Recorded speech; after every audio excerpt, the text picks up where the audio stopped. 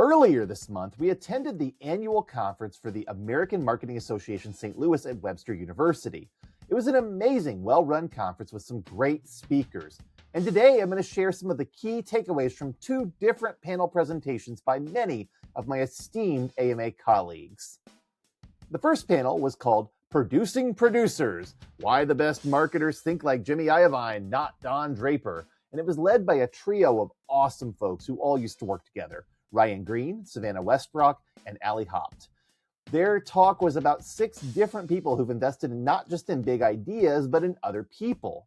And why not Don Draper? Well, because he's not real, and that age of marketing that Mad Men romanticizes wasn't quite like what you see on that show anyway.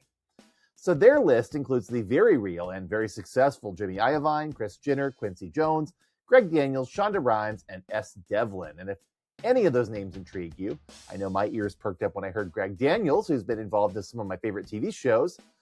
I also know my hackles went up when I heard Kris Jenner, who's involved in shows I've spent the last decade avoiding.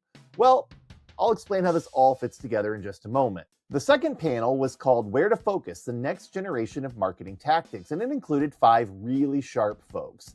Moderator Tracy Polanski and panelists Alicia Underwood, Kelly Whitaker, Miles Minar, and Nick Niehaus. And just to give you an idea of how powerful this panel was, one of the students in the audience expressed some aggravation that these cutting-edge ideas don't make it into the college classroom, and he really wanted to know how to connect to the technology and techniques that these marketers are all using, like AI or RCS or influencer marketing or social media optimization for content. So we're going to cover both panels today as I provide some takeaways from each of these sessions, and I hope you'll be excited to hear about what we all learned at the AMA St. Louis Chapter's 2026 Annual Conference, The Art and Science of Marketing. I'm Sean in St. Louis, and this is the Marketing Gateway.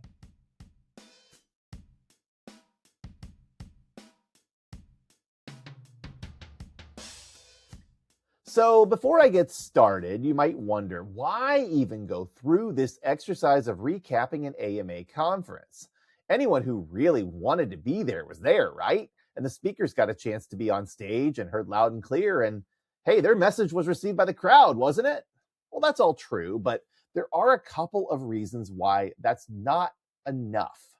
First of all, these conferences tend to throw a lot of content at you over a few hours, and people really do start to check out after about 20 to 30 minutes into oral presentations, and then retain fairly little of what was actually said. I took pages of notes myself.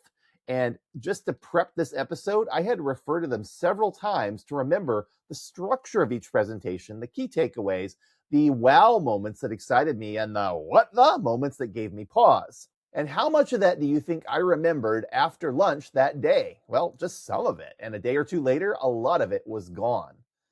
And that's not because the speakers didn't do their job. They were fantastic.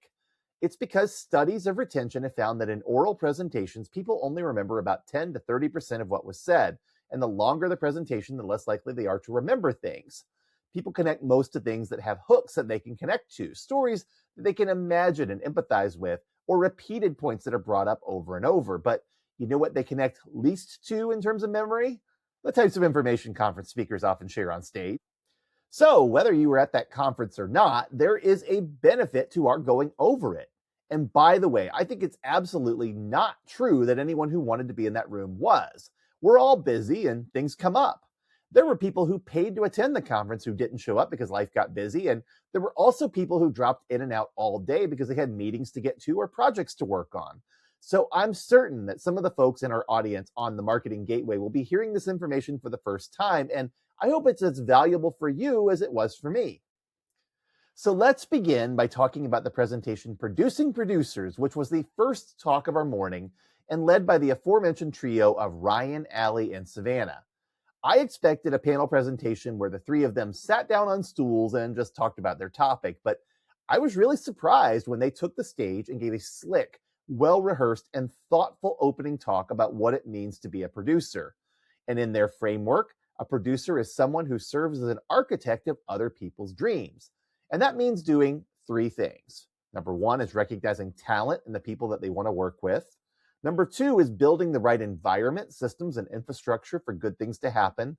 And number three is being willing to absorb risks by making the right judgment calls to know when to follow their gut and when to listen to the data. Now, I will pause here and say that right away, this was a great way to frame the entire conference because we spent the day talking about the intersection of art and science. And let's be honest, marketing has become a very high tech field with a lot of data and information, and it sure does feel like working in a lab sometimes, particularly when you're creating messaging and trying to figure out how to make it resonant, or when you're trying to tune a product or service to a desired target market. So, the idea that a producer is someone who builds the lab, finds the mad scientist needed to run it, and then ensures that there's both a conduit for permission and a barrier to rash actions is a very good metaphor for what it means to manage a marketing process. So, Ryan, Allie, and Savannah decided to give us 6 examples of producers, several of whom are literally producers in the world of entertainment media. Jimmy Iovine was the founder of Interscope Records and built a relationship with the rapper Dr. Dre, who has a long history of controversy and in the 1990s was often targeted by moral crusaders who felt his music was corrupting youth. Iovine doubled down on Dr. Dre and eventually partnered with him to form a headphones brand called Beats, which is now owned by Apple. He accomplished the 3 goals our speakers discussed: recognizing talent, building infrastructure for the talent to shine, and then being willing to absorb the risk of things going badly. The next example offered was Kris Jenner, the matriarch of the Kardashian family, who, yeah, I'm not a fan. But the speaker's point was that Kris has found a way to view each of her family members as distinct and unique voices who can serve as the faces of brands and entertainment properties. And that is what being a good producer is all about. Now, I was more excited to hear about Greg Daniels, a literal television producer who made a name for himself working on The Simpsons before partnering with Mike Judge to produce King of the Hill, and then getting the chance to move to live action with the American adaptation of The Office, a British show from the early 2000s by Ricky Gervais and Stephen Merchant that helped to kick off the whole mockumentary television show subgenre. Now, I'm a big fan of the British version of The Office, but it's not well tuned to American sensibilities because it portrays what in Britain is known as the sad little man character, an irredeemable lout who we as an audience want to see suffer because he makes everyone around him miserable with his inability to understand his pomposity, ignorance, and lack of charm. The Office was one of the BBC's biggest hits, and the template for it has been exported to several different countries, but Greg Daniels realized that The Office's boss character, David Brent, would not play well in the United States, so he toned him down into a less aggressive, more buffoonish character named Michael Scott, played by Steve Carell, who's still a contender for the world's worst boss, but also has his moments where the audience can root for him. Greg Daniels went on to bring up Michael Schur, with whom he co-created Parks and Recreation, and who next went on to create Brooklyn Nine-Nine and The Good Place. And those are 3 of the best and most beloved comedy series of the last 2 decades. And that's another hallmark of a good producer, by the way, bringing people up with you. The speakers mentioned how Quincy Jones and Shonda Rhimes had similar trajectories, both making big names for themselves as they produced some major talent, but they finished with the less familiar theater stage designer S. Devlin, who has not only designed major art installations and theatrical sets, but who's also highly sought after as a stage designer for musicians such as U2, Beyonce, The Weeknd, and Lorde. The speakers pointed out that S. Devlin functions as a producer, not just by being a talented artist, but by channeling her best work into productions where her designs make the talent look incredible and enhance the audience's experience. So you might recall I said a few minutes ago that in order for an audience to remember what's being said at a conference, you need to give them some hooks for their memory to hang on to. And that's exactly what this talk did. It provided 6 very different but largely familiar names and made it easy for the audience to find something to connect to so they could remember that bigger theme about being a producer. And that is exactly the mindset we needed for this conference because so much of what we discussed, events, AI, new technology, and even the social identity of brands, requires us to think not just as marketers, but as people who can take on risks, build things that work, and then really make the stars shine. Let's now move on to the other panel discussion, where to focus the next generation of marketing tactics, which, as I mentioned before, was moderated by Tracy Polanski, a very experienced St. Louis-based marketing professional, and it included 4 panelists. There was Alicia Underwood, who's an expert on influencer marketing, Kelly Whitaker, who's an expert on RCS messaging, Miles Minar, who's an expert on content creation and media, and Nick Niehaus, who's an expert on AI and technology. That is a good group of people to talk about what's coming next in marketing. And while I would love to get into the nitty-gritty of each of their unique perspectives, let me try to summarize it instead. We're moving into an era in which it's no longer safe or acceptable to sit back and hope people find you. If you have a brand of any sort, a personal brand, a service brand, a product brand, or even a content brand, you have got to be willing to stand up and talk about it if your job is in marketing. That means you can't be afraid to talk on social media. You can't be afraid to author content. You can't be afraid of being on camera. And you can't be afraid of trying out new technology and seeing what works. So, our speakers said, we have to start thinking about these different avenues that we have as not just tools in our toolkit, but real strategies for getting ourselves out there. Miles and Nick both talked about the importance of trial and error and allowing yourself to experiment and fail while you look for what works. And one of them even mentioned that he creates a new video every day and just tosses it out on social media to see what it does. One time, he made a video of himself just nodding along to some music from the band Creed, and he saw huge engagement with it for some reason. That wasn't something he could just figure out through data or analytics or even engineer. It was something that could only be found by experimenting with new ideas. The rapid evolution of AI platforms and the ability to roll out new content through social channels and digital marketing to see what works is a major advantage marketers have today. That is the science part. Kelly further talked about RCS and kept hammering home how transformational it's going to be for direct engagement. If you're not familiar with RCS, or Rich Communication Services, it's a standard for sending messages to phones similar to SMS text messages or MMS multimedia messages, but with fewer limitations and many more engagement hooks for marketers like image embeds, read receipts, and typing indicators. If you use Apple's iMessage and send messages to non-Apple phones, you're using RCS. If you're using a modern version of Android, you're probably also using RCS by default. And Alicia talked about influencers who not only play a big role in all levels of marketing today, but who are still organizing into different types of talent pools.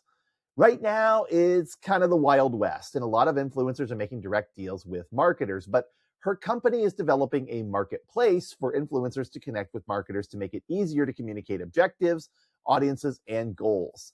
Being savvy about influencers is absolutely a crucial skill in 2026, and it also ties into another topic that's more about art, content. All of the speakers agreed that having a content strategy is very important for brands today, but the content can't just be self-promotional fluff that doesn't offer any real value. Creating content can serve multiple functions as a written piece, a video piece, a podcast, a social media post, and so forth. And it's really the best practice today to create content that goes in many different directions. And the speakers, particularly Nick, agreed that AI platforms provide some powerful ways to provide a lift to those efforts while also making things more streamlined, polished, and efficient in the process.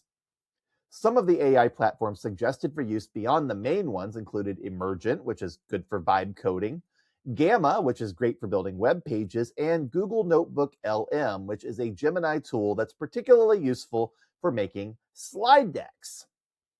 Content generally has a short and unpredictable life, and so the goal of the modern marketer isn't to create something incredibly deep and intended to last forever. It's to create something that exists in the here and now and provokes a reaction. One of the best ideas they mentioned in this panel is the importance of giving customers and clients the opportunity to be pre-sold by encountering the product or service or brand before they even consider buying it. I love that. That's the heart of what good marketing is. And that's also a great place for us to stop because we've got more to cover from this amazing conference in our other episodes this week. We'll talk more deeply about using AI efficiently. We'll talk about the magic of a well-designed live event, and we'll talk about what it truly costs a brand to take a social stand or to chicken out from staying committed to the one that it used to stand for. I can't wait to share all of that with you. I'm Sean in St. Louis, and this has been the Marketing Gateway. We'll see you next time. This month, it's National Donate Life Month, and so I want to encourage you to consider registering to be an organ donor. Did you know that one organ donor can not only save up to 8 lives, but can also donate corneas that can help people with their vision and tissue that can be made into hundreds of incredibly beneficial medical products? Your gift of life can go really far in benefiting others, potentially 75 lives or more. And you might be surprised who can be a donor and what can be donated. Even people in their 70s, 80s, and 90s can be donors today. When you register to be a donor, all you're doing is saying, if I die, I want my organs and tissues to go to the people who need them. You can be confident that the doctors and nurses who are taking care of you will do everything they can to keep you alive, and it's up to them, not the people recovering the organs, to decide when you've reached a point where you cannot come back. Every now and then there's a sensational news story about a situation where the hospital got it wrong, but those cases are rare. And that's why there are so many precautions in place to ensure that donation is administered with safety, respect, transparency, and a high degree of ethical behavior. Donors are heroes and they're treated with dignity. And there's an important reason why you need to consider this. There are over 100,000 people on the National Transplant Registry right now who will die if they don't receive an organ. Many of them need a kidney transplant and have to go and do dialysis treatments daily just to stay alive. Dialysis is time-consuming and not a lot of fun, and those individuals have trouble leading healthy, happy, productive lives because they're really, really sick. 13 people die every day waiting for an organ transplant. So imagine there's a mom out there who needs a second chance to take care of her kids, or a new grandfather who wants to see his grandkids grow up, or a child who wants to have a chance at leading a full life, or a newlywed who hasn't had a chance to settle down and start a family yet. All of these sorts of people, and more just like them, are on the waiting list now, and they need your help. I personally know many of the hardworking professionals who get those donated gifts to the people in need, and let me tell you, I'm always amazed by their passion, their professionalism, and their dedication to caring for donors and their families. So please visit donatelife.net and click on Register to be a Donor. If you're willing to read up on the resources to learn more, feel free. And if you're not ready to register but still want to be a donor, please tell your family and friends so that if they have to make the decision for you, they will know your wishes. And you won't be alone. 90% of Americans support organ donation.